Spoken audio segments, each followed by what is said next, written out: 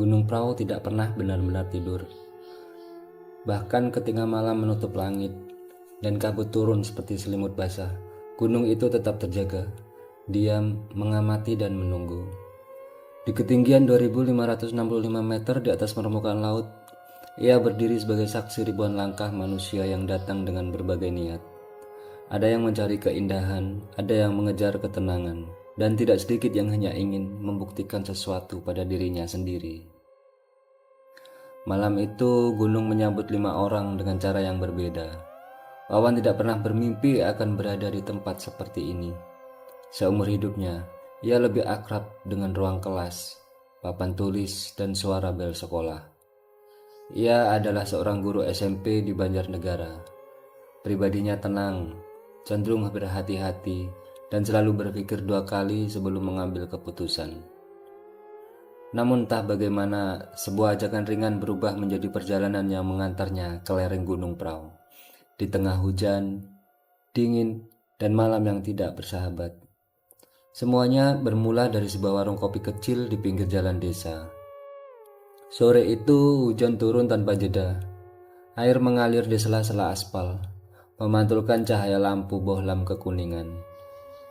Di dalam warung, Wawan duduk bersama beberapa temannya. Asap kopi panas bercampur bau tanah basah, menciptakan suasana yang seharusnya menenangkan. Namun sebuah kalimat sederhana mengubah arah di hari itu. "Wan, besok libur panjang kan?" Gio membuka percakapan dengan nada santai. Wawan mengangguk. "Iya, kenapa?" "Naik gunung yuk, ke Prau." Wawan tertawa kecil, mengira itu hanya lelucon. "Aku? Naik gunung? Kamu serius?" "Serius lah," saut Gio sambil menyeringai. "Gunungnya ramah, banyak yang bilang cocok buat pemula." Wawan menghela nafas. Ada rasa ragu yang langsung muncul, tapi juga ada dorongan halus untuk keluar dari rutinitas. "Tapi aku nggak punya perlengkapan." "Tenang," timpal Supri. "Tenda ada, jaket juga ada, kita rame-rame." Kata rame-rame terdengar meyakinkan. Terlalu meyakinkan. Tidak ada pembicaraan soal peta, tidak ada diskusi tentang cuaca, tidak ada yang bertanya soal pengalaman. Semua keputusan dibuat ringan, seolah pendakian hanyalah versi lain dari piknik. Dan disitulah kesalahan pertama terjadi. Keesokan sorenya hujan masih turun. Langit kelabu, awan rendah menggantung seperti beban.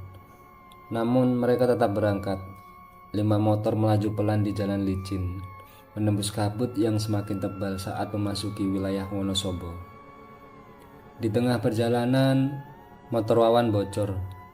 Mereka berhenti di pinggir jalan, basah, menggigil dan mulai kehilangan waktu. Maghrib lewat begitu saja, digantikan malam yang dingin dan gelap.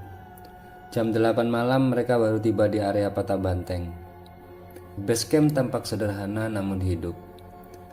Beberapa pendaki lain terlihat sibuk, ada yang merapikan carrier, ada yang memasak, ada pula yang tertawa ringan di tengah dingin. Mereka mengenakan perlengkapan lengkap, sepatu gunung, jaket tebal, dan wajah-wajah yang tampak siap. Wawan dan kawan-kawannya langsung merasa berbeda. Tas ransel kecil, celana jeans, sepatu biasa. Mereka berdiri canggung di sudut, seolah tidak yakin apakah mereka benar-benar berada di tempat yang tepat. Seorang petugas basecamp mendekat, wajahnya datar, suaranya tenang tapi tegas. "Pertama kali naik?"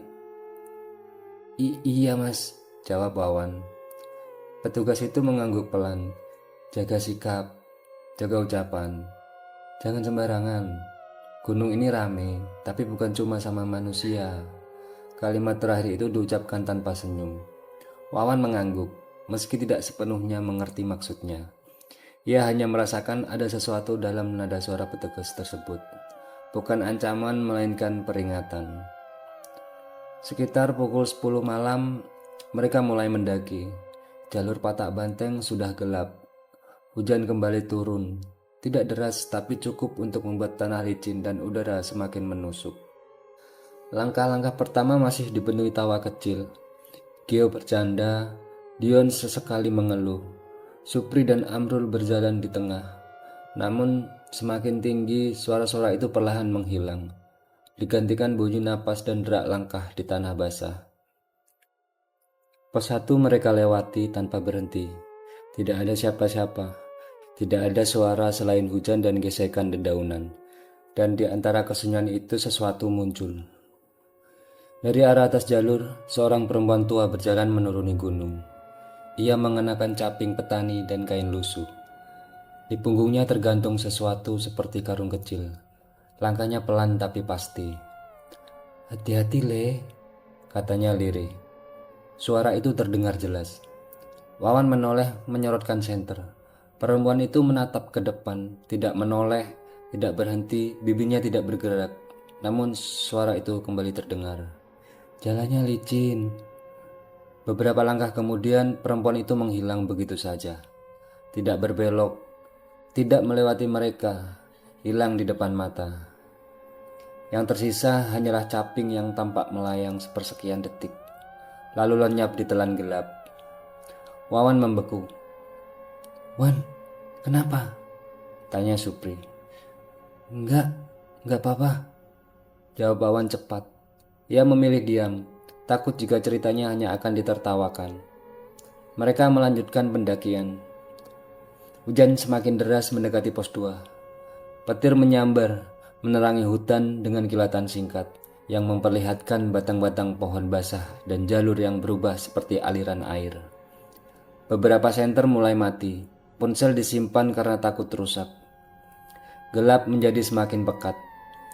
Di pos 3, angin bertiup kencang, suhu turun drastis. Tubuh mereka mulai gemetar, bukan hanya karena dingin tapi juga kelelahan. "Berhenti aja yuk," kata Dion dengan suara bergetar. "Gak kuat." "Di sini," Gio melihat sekitar. "Ini masih jalur. Kita gak mungkin lanjut," balas Dion. "Tangan udah mati rasa." Keputusan diambil dengan tergesa. Mereka mendirikan tenda tepat di tengah jalur pendakian. Tanah miring, air mengalir di bawah, tidak ada pelindung angin. Mereka tidak tahu cara memasang tenda dengan benar. Hujan membuat kain licin, pasak sulit ditancapkan. Waktu terasa berjalan lambat, sementara tubuh semakin lemah. Saat akhirnya tenda berdiri, mereka masuk berdesakan. 5 orang dalam satu tenda kecil. Tidak ada alas, tidak ada matras. Air merembes dari bawah, membuat pakaian mereka basah kembali. Ketegangan mulai muncul. "Aku di pinggir terus," keluh Dion. "Dingin banget." "Semua juga dingin," sahut Gio kesal. Suara meninggi, kata-kata kasar terlontar. Emosi yang dipicu dingin, lelah dan rasa takut mulai tak terkendali. Dan dalam satu keputusan impulsif, Dion membuka resleting tenda. "Aku naik aja sendiri, cari tempat lebih aman." "Jangan bodoh," Wawan refleks berteriak. Namun Dion sudah keluar, menghilang dalam hujan dan gelap. Tanpa jaket, tanpa senter. Sesaat dunia terasa berhenti. "Biarkan," kata Gio dengan nada keras mencoba menutupi kepanikan. "Dia nanti balik sendiri." Wawan tidak bisa menerima itu. Jantungnya berdegup keras. Pikirannya langsung melayang pada orang tua Dion. Ada kemungkinan terburuk yang tidak ingin ia bayangkan. "Kita cari," kata Wawan tegas. Mereka keluar dari tenda. Hujan menyambut seperti dingin air. Angin menusuk wajah. Jalur berubah menjadi sungai kecil. Setiap langkah terasa berbahaya. Di antara kilatan petir, Wawan melihat sesuatu di sisi jalur. Perempuan bercaping itu kembali muncul. Ia berdiri diam, lebih dekat kali ini. Wajahnya pucat, matanya kosong, senyumnya tipis nyaris tidak terlihat. "Ojo kesusu, Le," suaranya menggema lembut. Wawan terpleset, jatuh ke tanah. Saat ia bangkit, sosok itu sudah berada di belakangnya, tanpa suara langkah. Ia berlari, nafasnya tersengal. Ketakutan mengambil alih akal sehat. Hujan, petir, suara hutan bercampur menjadi satu. Ia tidak tahu lagi apakah ia naik atau turun. Dan di tengah kepanikan itu, jalur di depan mereka terputus. Sebuah pohon besar tumbang melintang. Di kiri jurang gelap, di kanan hutan rapat yang tidak memperlihatkan apapun selain kegelapan. Tenda mereka tidak ada. Tempat mereka mendirikan tenda sebelumnya kini kosong, seolah tidak pernah ada apa-apa di sana. Dan saat itulah Wawan merasakan sesuatu menyentuhnya. Sebuah tangan besar, dingin, meraba dari bahunya, turun ke lengannya lalu ke kakinya. Tidak ada tubuh, tidak ada wajah, hanya tangan. Di saat yang sama, jeritan minta tolong terdengar dari arah lain. Jeritan Supri dan Amrul. Malam semakin gelap, dan Gunung Prau sejak awal tidak pernah berniat memberi mereka jalan pulang dengan mudah. Jeritan itu terdengar sekali lagi, lebih dekat lalu terredam oleh hujan. Supri dan Amrul muncul dari balik kegelapan.